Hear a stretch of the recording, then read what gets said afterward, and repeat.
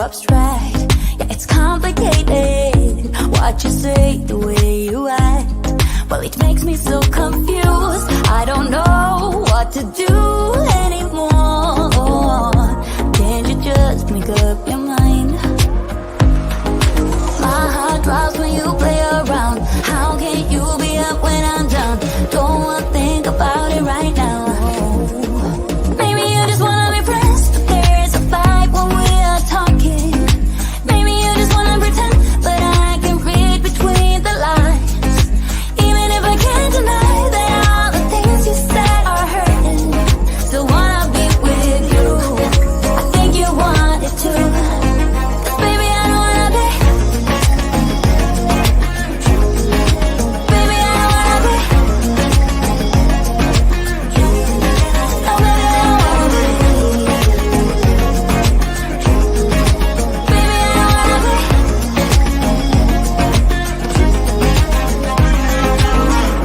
How it hurts to see you smile, like a dagger in me. She just seems so juvenile. I just want it to be me. I wanna set your world on fire. Oh, just so sure I'll stick around. Oh, my heart drops when you play around. How can you be up when I'm down? Don't wanna think about it right now. Maybe you just wanna be friends, but there is a fight when we are talking. Maybe you just wanna pretend, but I can read between the lines.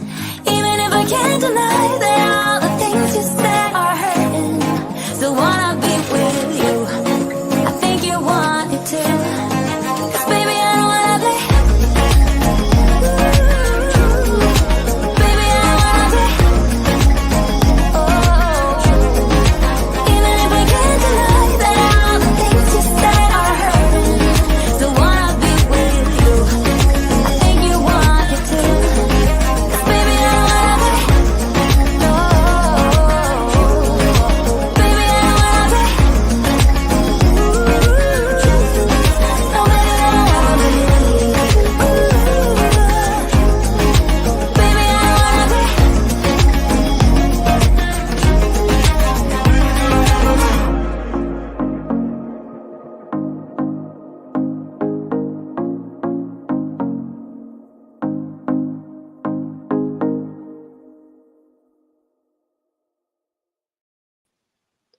Hello, I'm Janna, and welcome to the Crafty Corner. I am so excited to be here today for the live Q&A session for the Card Maker Success Summit. This is the card that I was able to make for the Card Maker Success Summit. We have got the hippity hoppity Easter card with Action Wobbler Bunny. On here, we have used a combination of distress techniques, including distress glazes in the background, some distress watercoloring on the side, a bit of distress glaze resist for the cute bunny itself, and some fun adornments from Ideology, including these fun little droplets. I am here today to answer all of your questions, and I'm greatly looking forward to what you've got to say. I'm here to answer.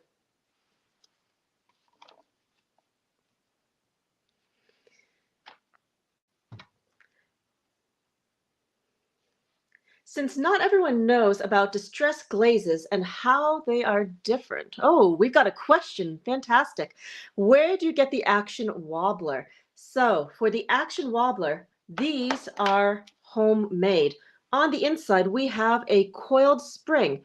These are very simple to make. All you need is some cardstock, a 1-inch circle punch, and something round to wrap some wire around. We simply poke some holes through 2 of the circles, poke the wire through, slip it down, and then coil around a round object. I like to use the top of a distress sprayer or a marker to get the perfect almost 1-inch curl. Then we sandwich those pieces together, smush with a bit of glue, hold for 30 to 40 seconds before they are ready to be inserted behind a card. And then we can get a fun Action Wobbler. Definitely like to open up the floor to more questions about the card or other distress products. Thank you, Christine. Do you ever do reverse image stamping? And if you do, what is your best technique for a clear image? So when I do reverse stamping, I love to use gel plate presses. The gel plate allows me to stamp an image onto the gel plate. It transfers the image. Then I can take a piece of cardstock and transfer the image from the gel plate onto the cardstock. Even better, if I flip the gel plate over and go onto the cardstock, then I can actually see where I'm placing my image so that I could have two perfectly mirrored images facing each other. Great question. Thank you very much. Ah, Jing says, what gauge wire do you use? I like to use wire from between 18 gauge up to 24. I won't go smaller than 24 because then the wire will be less stable and you won't get nearly as much spring. But on the other hand, if you go any further past 18, it's going to be way too stiff and chunky to bend properly or sproing. Nicole says, was it normal cardstock which you used for the big rabbits? It looked so thick. So for the big cardstock, when I cut out this rabbit, this is Mr. Rabbit. It's one of the Sizzix big dies. I used some Distress craft stock. It is definitely a bit thicker than watercolor cardstock or even classic Nina Solar Crest. Sometimes an extra thick cardstock will cut a little bit crisper on the big dies and you can avoid shredding. Also, it's fun to play with different paper weights on a card. Thank you so much for the question.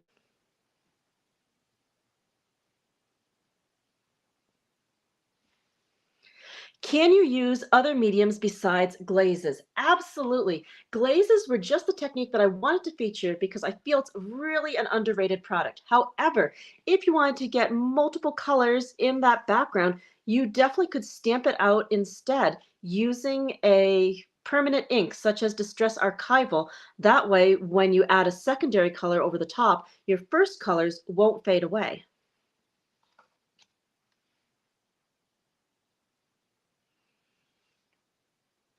And let's see, I've got an example of an archival ink right here. This is one of my favorites. It's black soot, but these come in 24 different colors now. So you've got a whole rainbow to choose from if you wanted to use a different ink or product when creating a background. Vicky says, could you explain the glaze you were using? You were going to before you started to answer their question. Certainly. So Distress glaze, we know about regular glaze and regular embossing powder. So typical embossing powder will emboss as an opaque substrate. It's very dark and you can't see through it. However, Distress glaze is different. When you emboss it, it is semi-transparent, and that means if you had a stamped pattern underneath the glaze, then you'd actually be able to see some of that imagery through it. I love using glazes for when I want to layer things up to provide more texture and contrast.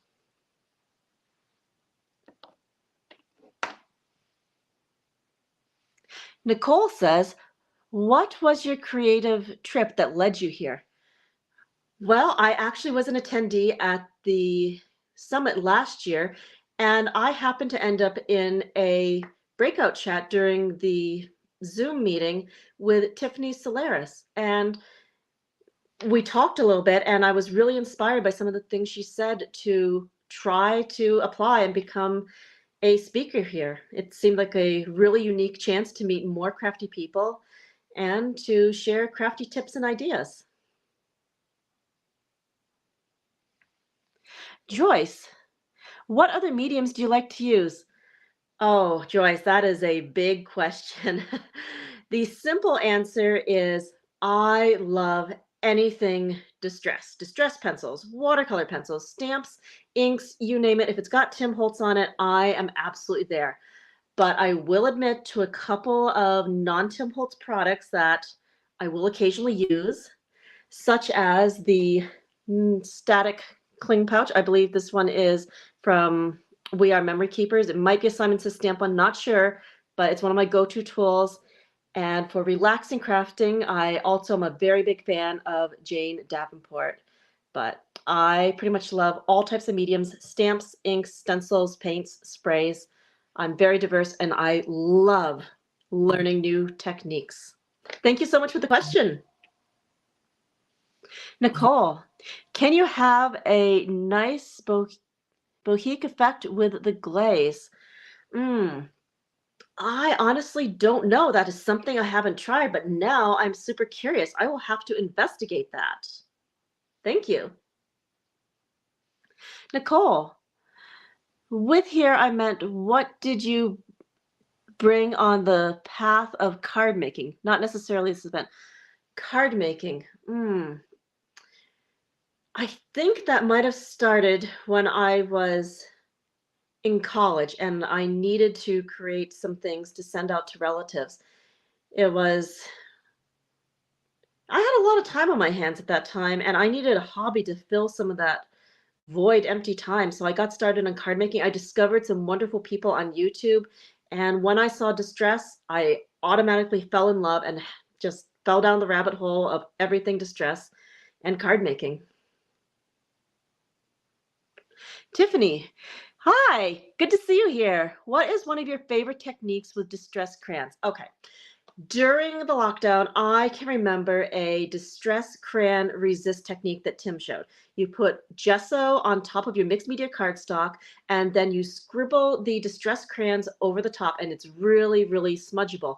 And then once you have a background of really colorful crayons on there, you take a stencil, you put it over the top of the smudged background, and then you take a slightly damp paper towel and gently lift off some of the crayon to get a really cool lifted pattern. Thanks for the question, Tiffany. Beth, I have a few of those glazes. Any other uses for them besides regular transparent embossing? Well, one of my favorite distress glaze techniques is distress glaze finger painting. This is a card that I did with some distress glaze. You can take a stencil, and if you use a wet medium such as texture paste to go through the stencil, you can take little pinches of distress glaze and sprinkle it over the top, and you get this really cool ceramic look, and it allows you to paint specific parts of the stenciled image that you've put down on paper. Thanks for the question. Susan, your supplies look so organized around you. Can you explain how you've organized them? So behind me would be my wall of distress reinkers. I have put them in the order of distress that has been printed by Ranger, and that's pretty much in rainbow order, and that helps me keep really organized. Off to the side, I've got my distress crayons. I've broken them up into color families using a organizer from Amazon. I love to keep my supplies separated by type. So we've got the crayon station, I've got a spray station, we've got the reinker station, and inks. Everything is divided into categories, so it's within easy reaching distance for when I'm crafting, particularly during Tim Holtz live demos because I do love to craft along in real time. Tiffany, about how many Tim Holtz stamps do you think you have? Oh, okay, let's see. If each bin holds roughly 30 stamps, so 30 times 5 would be 150 to around 200 stamps at the moment, and I'm not done collecting yet. And yes, I did get the new stamp set that was released early last week. Tiffany, ooh, thank you for another question. What is your favorite distress color? Oh, I'm so torn. There's the grungy answer and the light answer. The grungy answer is vintage photo. I can't live without it. It ends up on almost everything I make. But my other go-to color has to be Mermaid Lagoon. I love blue as a color. Thank you. That was a tough question to answer. There's too many colors to choose from. Judith, do you ever do freestyle drawing of images not using stamps? Yes, I actually love to draw and sketch. So once in a while, if I'm drawing for fun, I might use some reinkers to do a little bit of free-handed watercolor. Thank you. Great question. Tiffany, do you use gloves when using messy mediums, or do you craft on the wild side? I would be a wild crafter. I can't feel a thing if I'm wearing gloves on my fingers. It takes away the manual dexterity and the texture feel. when I'm trying to sprinkle glazes, I need to feel my fingertips in order to control the amount of glaze being dropped on a surface. So yes, around the Crafty Corner, we do get messy. Stacy, you have a nice Crafty Corner. Love it. Oh, thank you so much. I'm super excited to have the space. I feel really, really lucky. Susan, how do you keep track of how many of all the stamps you have? Ah, great question. So there is a little secret among the Tim Holtz addicts, which I proudly claim to be. We use something called the Tim Holtz Index, which can be found on Tim's blog. It is a little tracker system that allows you to check off all of the supplies that you have and create wish lists for the supplies that you don't have yet. Thank you for the question. It was a good one. Carolyn, wow, that's a lot of stamps. It certainly is. And there are currently around 400 plus stamp sets out there. Well, maybe one day I'll have all 400, but for now, I'm pretty happy with the ones I'm playing with. Oscar's in. Do you have a favorite Tim Holtz background stamp? Yes, the one that I used on here is part of Trellis, I believe. And that is definitely a favorite one. It is also mirrored in some of the Tim Holtz stencils. So there are many forms that that particular image comes in. I believe it's also in a die set as well, in one of the old mixed media sets. Sylvia, how do you store all your stamps and dies? Great question. I came prepared for this one. For the dies, I love to use these fridge bins, and I have every type of die divided by little dividers that tell me exactly what is in each section. Like this one says foundations. So that's how the dies are stored. I've got around 6 of these right now that keep track of things by category and holiday. Stamps live in bigger containers like these, and I can fit approximately 30 sets per container. These are fridge containers, and these were found on Amazon. Great question. Thank you. Tiffany, are there any techniques you haven't tried yet but want to try? Yes, there was a very interesting technique that Jennifer McGuire used a while back that I remember watching. It's where you take embossing powder, you put it on your project, you heat set it, but then you put a layer of parchment paper over the top and iron it to get a different type of resist. I'm really curious to try that, but I can't find my iron, so it's been on hold. Susan, is there anything that you find really difficult about crafting? Yes, there are simply not enough hours in the day to get all of the ideas out of my head and onto paper. I actually keep a little notebook on the side of my desk to keep track of everything. I am definitely guilty of having popcorn brain at times. So I don't forget, I try to write it down. Marcy, what is your best advice for beginning crafters? Try things. Find the medium that intrigues you the most and try it. It's really hard when you're starting out because there's too many things. There's so many great people out there with ideas and tutorials. If you see something that interests you, explore it and try something.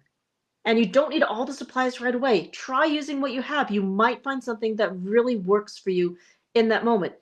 And if not, pick the things that make you the happiest. Thank you. That is definitely one of the biggest questions all crafters have. And there's 100 answers to that one. But my best advice is try it. Beth, do you use the Tim Holtz 3D embossing folders, and what's your favorite way to use them? Is it backgrounds? I love Tim Holtz 3D embossing folders. They are so much fun, and there are so many wonderful techniques. I do use them very frequently for backgrounds, and I also have used some of the Impresslets that have the 3D technology in them to create cards, like this 3-dimensional butterfly that's got great texture on them. I've also die cut some of the other die cut pieces out of 3D embossed backgrounds, like hearts. Hearts look really cool when you die cut them out of those backgrounds. Great question. Oscar, how do you store your stencils? Is it the same as stamps? No, it is not. Just a moment. I have got my stencil pack nearby. For stencils, I love using these little ring clips. I've found these at Simon Says Stamp, and they're perfect to hang up to 100 stencils. I don't recommend going over 100. If you open this, the stencils will go everywhere. So I've got about 6 different rings holding assorted stencils. Great question.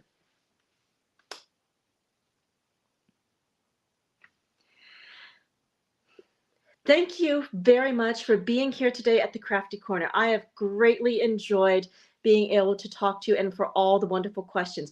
If you would like more fun tips and tricks, come and see me over at the Crafty Corner with Janna on YouTube. I can also be found on Instagram at treasuresofthesea_Janna K. I've greatly enjoyed my time here today with everyone, and until next time, happy crafting!